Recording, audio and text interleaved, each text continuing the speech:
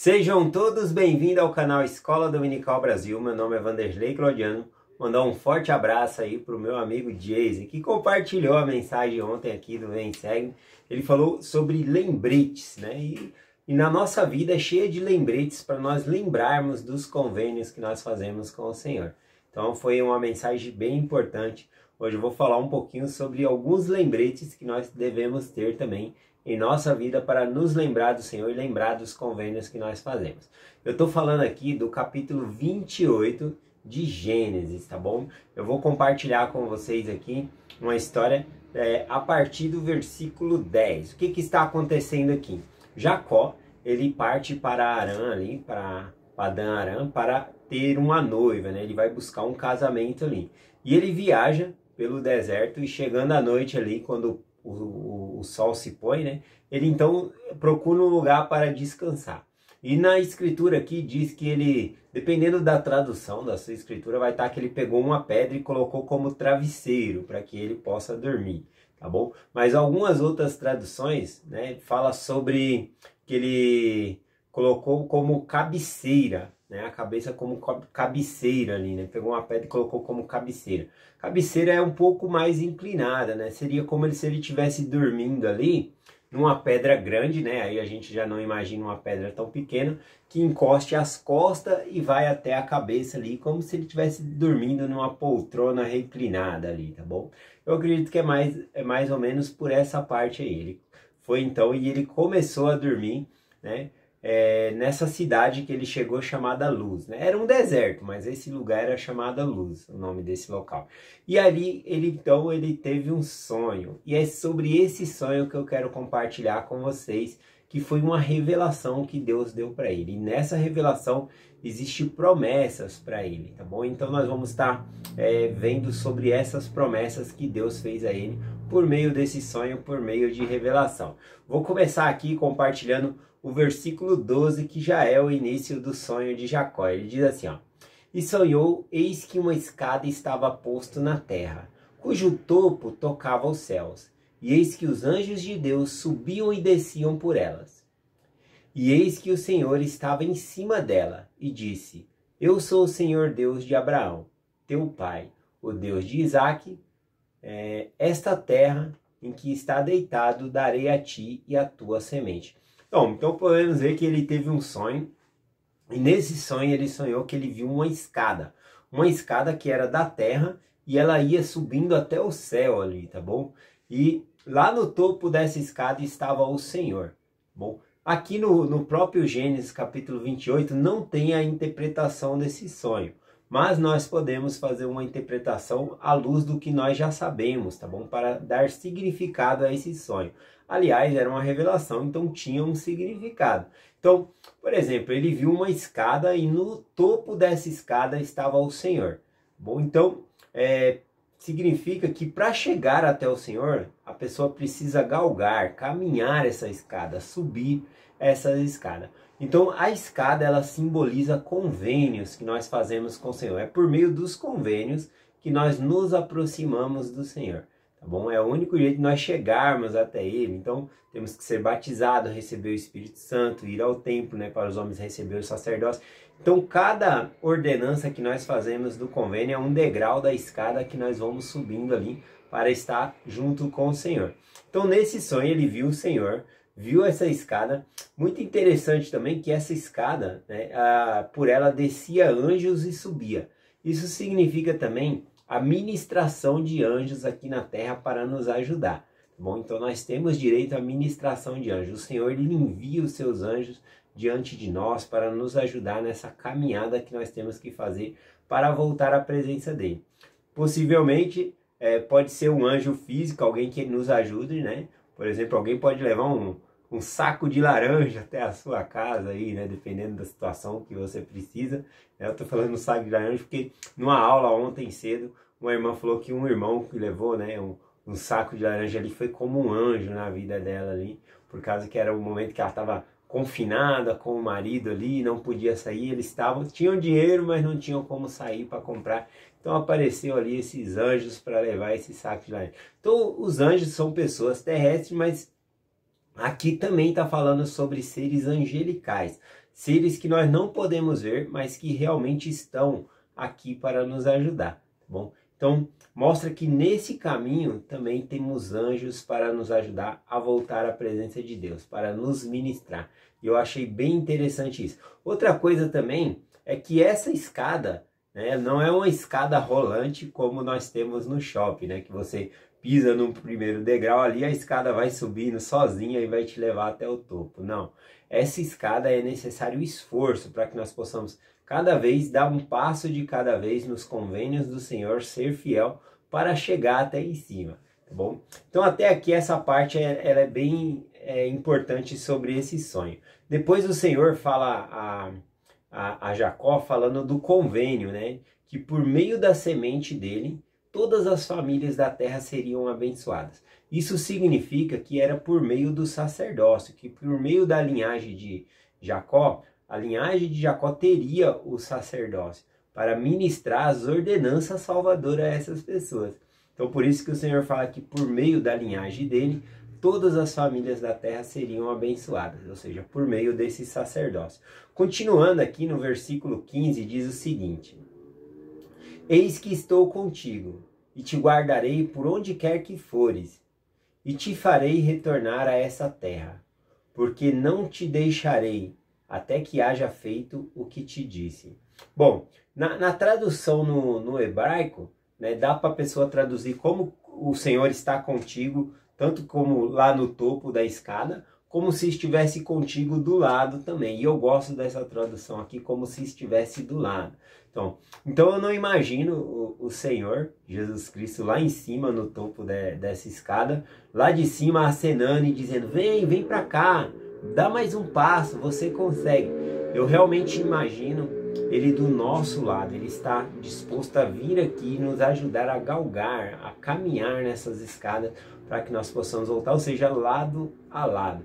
Na realidade, o próprio Salvador Jesus Cristo, ele vai descer à terra, ele vai descer entre nós, pagar os pecados, o próprio verbo se faz carne, né? Então, eu acredito literalmente que em muitos momentos ele está do nosso lado, como diz a escritura aqui, e a tradução permite, né, que diga que ele está, eis que estou contigo, ou seja, do lado. Eu gostei desse tipo de tradução aqui. E ele falou: onde quer que fores, eu te guardarei. Eu gostei bastante dessa parte. O versículo 16 também eu gostei porque diz assim, ó: tendo acordado, pois, Jacó do seu sono, disse: certamente o Senhor está neste lugar, e eu não o sabia. Olha que interessante, ele não sabia que Deus estava naquele lugar, e era um lugar deserto, né? Às vezes a gente não imagina que Deus está conosco, mas ele está sempre conosco. Inclusive, olhando para a minha vida desde o passado, desde o meu nascimento, né? Eu tive momentos em minha vida que eu me senti sozinho, teve momentos que eu passei por acidentes, né? Mas olhando hoje em dia, né, pela luz do Evangelho, eu olhando para trás, eu consigo observar que eu nunca estive sozinho. Que Deus ele esteve em cada momento comigo. Nos momentos de dificuldade, nos momentos que eu me senti sozinho, né? O problema é que eu não sabia, assim como Jacó falou, né? Olha, Deus está neste lugar e eu não sabia. Então eu não sabia que Deus estava comigo, mas hoje eu sei e sinto gratidão por eu ter chegado até aqui, porque Ele estava comigo todo esse tempo, cuidando de mim, ajudando e providenciando para que os missionários fossem na minha casa compartilhar o Evangelho.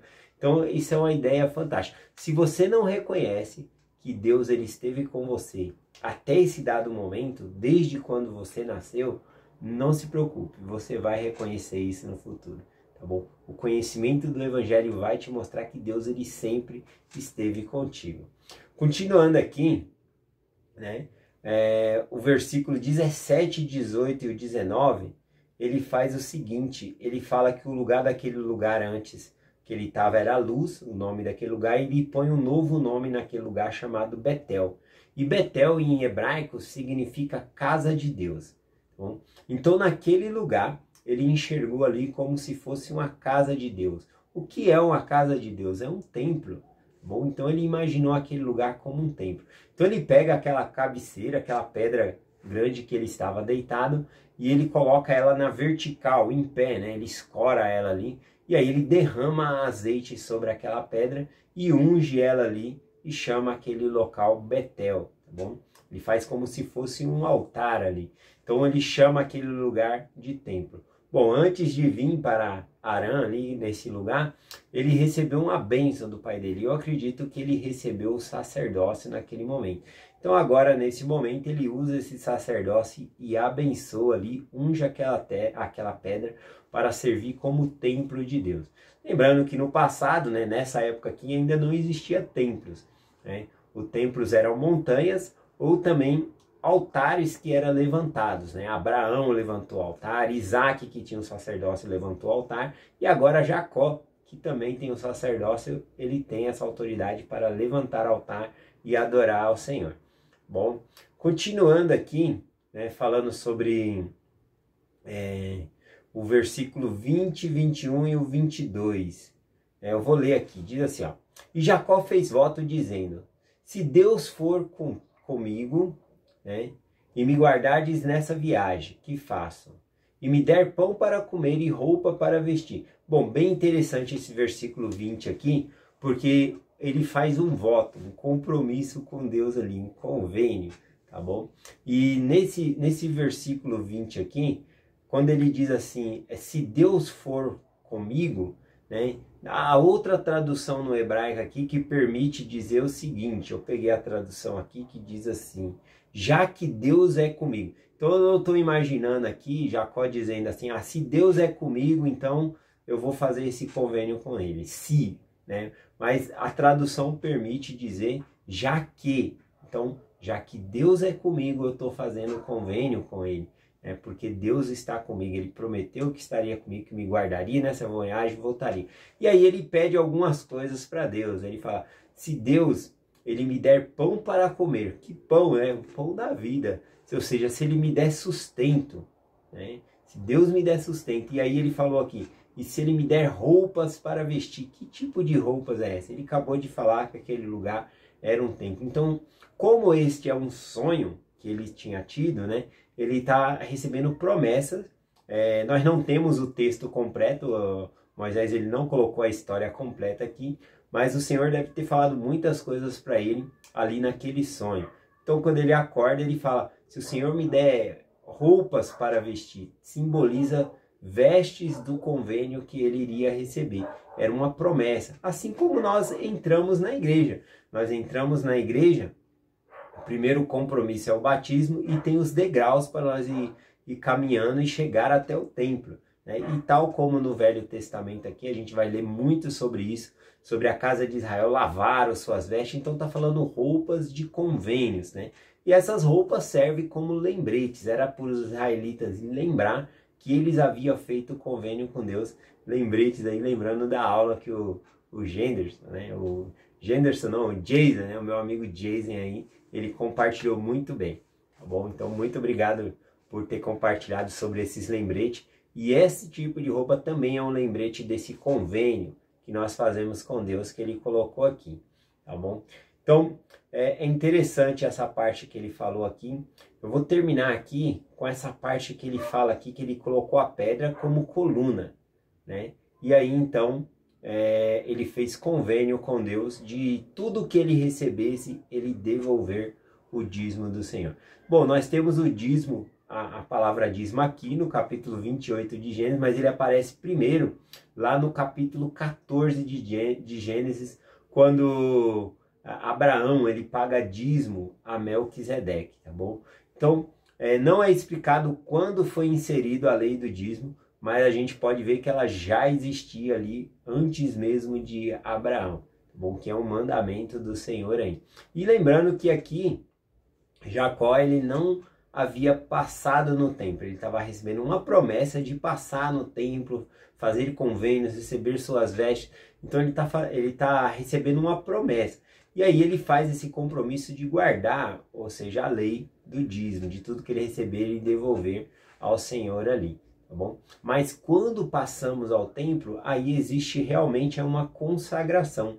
A gente não somente paga o dízimo, mas a gente nos consagramos ao Senhor todo o nosso tempo, talento, dons, e nós exercemos isso, né, essa consagração, quando nós exercemos chamados na igreja e fazemos outros trabalhos de visitação, é uma maneira de consagrar o nosso tempo e talento a serviço do próximo, e nós prometemos isso no templo, né, por meio de convênio.